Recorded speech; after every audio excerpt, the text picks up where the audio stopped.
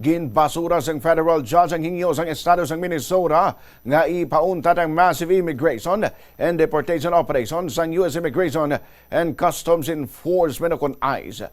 Ini nga kontrobersyal nga operasyon ang nagresulta sa kamatayon sang duwa ng ka-U.S. citizens kaglapnagon nga protesta subong sa among state.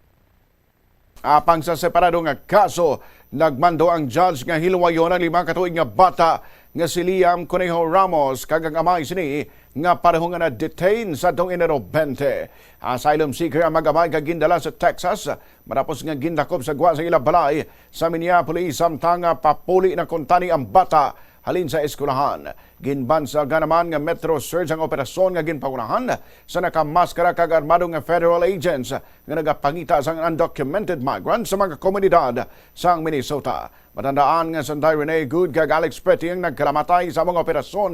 Rason nga ginulan sa pagpakamalaot ang Trump administration. Pagkatapos ini, ginkakas ni United States President Donald Trump ang Command ng Customs and Border Protection sa Minnesota kag ginilisan si Gregory Bovino isang border point leader nga si Tom Homan nga nagpromesa nga pahaganaganon sini ang madugoon nga operasyon.